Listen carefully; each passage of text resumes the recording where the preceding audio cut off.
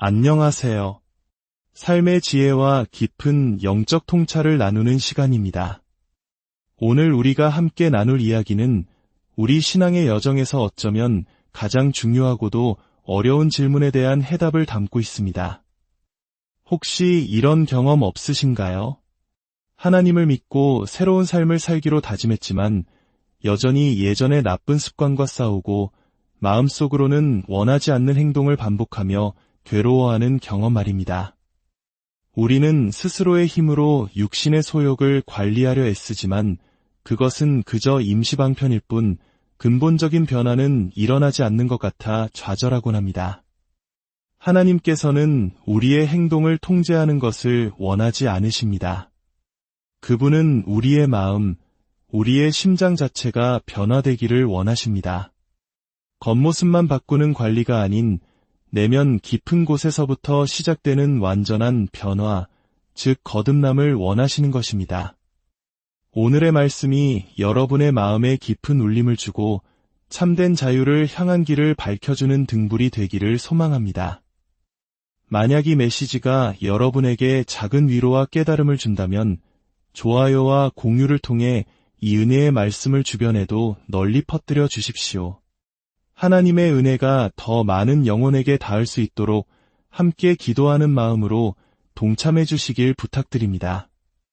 이제 갈라디아서 2장의 말씀을 통해 우리 삶을 변화시키는 하나님의 놀라운 은혜 속으로 함께 들어가 보겠습니다. 이야기는 초대교회의 두 거인 사도 바울과 베드로 사이에 긴장감 넘치는 대립에서 시작됩니다. 당시 베드로는 유대인으로서의 배경을 가지고 있었지만 이방인, 즉 유대인이 아닌 사람들과 함께 식사하며 모든 장벽을 허물고 있었습니다. 이는 예수 그리스도 안에서 모든 사람이 하나라는 복음의 진리를 몸소 실천하는 놀라운 모습이었습니다. 하지만 문제가 생겼습니다. 예루살렘에서 온 다른 유대인들이 나타나자 베드로는 그들의 시선을 의식하기 시작했습니다. 그는 슬그머니 이방인들과의 식사 자리를 피하며 다시 유대인의 관습으로 돌아가 버렸습니다. 주변의 압력, 즉 세상의 문화가 그의 신념을 흔들어 놓은 것입니다. 이것은 단순히 식사 예절의 문제가 아니었습니다. 사도 바울은 베드로의 이러한 행동이 복음의 핵심을 정면으로 거스르는 위선이라고 보았습니다. 그래서 그는 모든 사람이 보는 앞에서 베드로를 강하게 책망했습니다. 바울이 보기에 베드로의 행동은 마치 예수 그리스도의 십자가만으로는 부족하고 구원을 받으려면 유대인의 율법까지 지켜야 한다는 잘못된 메시지를 주는 것과 같았습니다. 십자가의 복음이 심각하게 왜곡될 수 있는 위기의 순간이었습니다. 바울에게는 베드로가 어떤 환경에서 자랐는지, 그의 부모님이 무엇을 가르쳤는지는 중요하지 않았습니다. 십자가 앞에서는 세상의 모든 기준과 배경이 무의미해지기 때문입니다. 오직 예수 그리스도라는 새로운 기준만이 우리의 행동과 삶을 평가하는 유일한 척도가 되어야 했습니다. 바울은 모두 앞에서 베드로에게 이렇게 말했습니다. 당신은 유대인이면서도 이방인처럼 살면서 어찌하여 이방인들에게는 유대인처럼 살라고 강요합니까? 이 말은 베드로의 모순을 날카롭게 찔렀습니다. 그리고 바울은 기독교 신앙의 가장 위대한 진리를 선포합니다. 사람이 의롭게 되는 것은 율법의 행위로 말미암음이 아니요 오직 예수 그리스도를 믿는 믿음으로 말미암는 줄 알므로 우리도 그리스도 예수를 믿나니 이는 우리가 율법의 행위로서가 아니고 그리스도를 믿음으로써 의롭다 함을 얻으려 함이라. 율법의 행위로서는 의롭다 함을 얻을 육체가 없느니라. 베드로는 구약의 율법적인 세계관에 잠시 빠져들었습니다. 율법에 따르면 이방인은 부정하고 함께할 수 없는 존재였습니다. 하지만 바울은 선언합니다. 그것은 복음이 일하는 방식이 아니라고. 우리는 이제 새로운 시대, 은혜의 시대에 살고 있다고 말입니다. 만약 우리가 그리스도 안에서 의롭게 되려 하다가 여전히 율법 아래 죄인으로 발견된다면 그렇다면 그리스도께서 죄를 짓게 하는 분이란 말입니까? 결코 그럴 수 없습니다. 헬라어 원문으로는 매 게노이토, 즉 절대로 그럴 수 없다. 하늘이 두 쪽 나도 안 된다는 강력한 부정의 의미입니다. 우리의 행동이 우리가 믿는다고 고백하는 그리스도의 가르침과 모순될 때 우리는 세상에 그리스도를 잘못된 분으로 증거하는 것과 같습니다. 오늘날 우리 주변에도 이런 모습이 많지 않습니까? 믿음과 행동이 분리된 채 인종, 출신, 사회적 지위와 같은 세상적인 기준으로 사람을 판단하고 분리하는 모습들 말입니다. 바울은 우리의 인간적인 배경이나 역사를 부정하지 않습니다.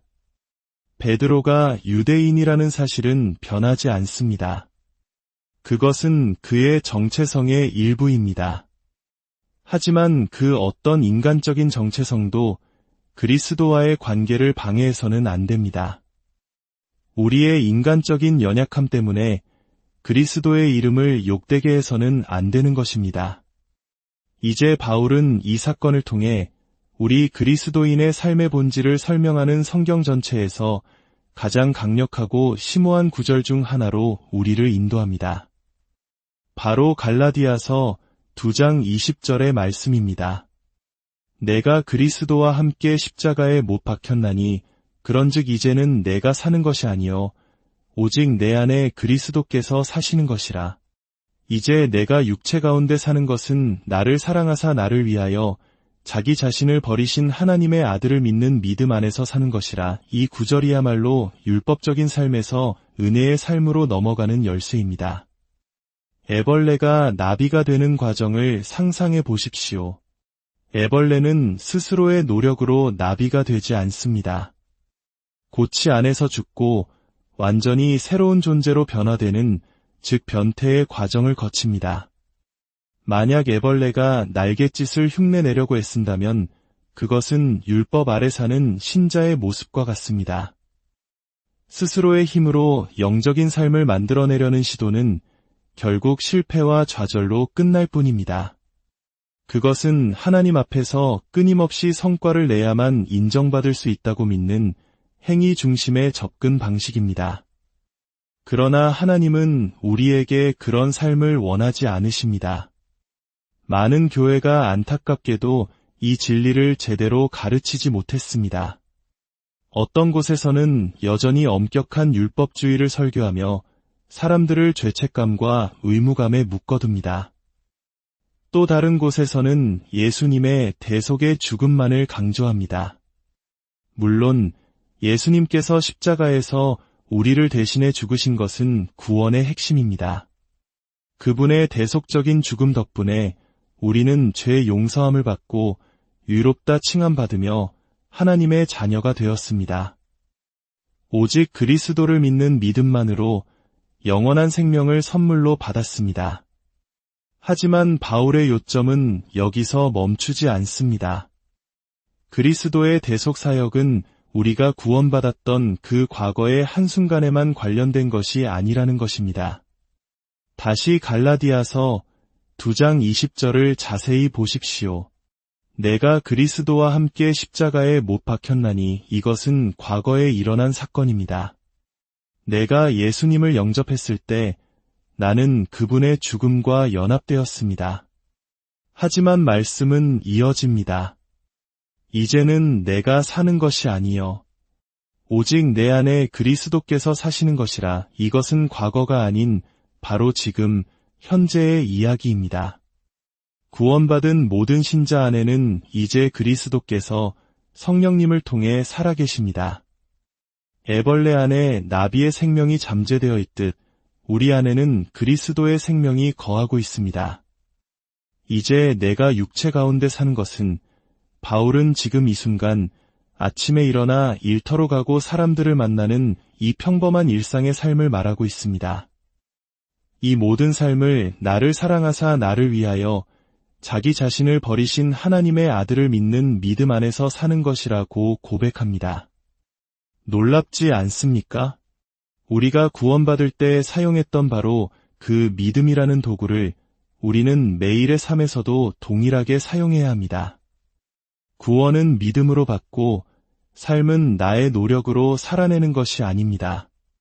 구원도 믿음으로, 오늘의 삶도 내 안에 살아계신 그리스도를 믿는 믿음으로 살아가는 것입니다. 내가 무엇을 만들어내는 삶이 아니라 내 안에 계신 그분이 나를 통해 그분의 삶을 만들어내시는 것을 신뢰하는 삶입니다.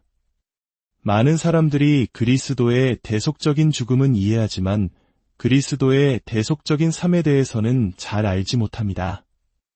로마서 5장 10절은 이렇게 증거합니다.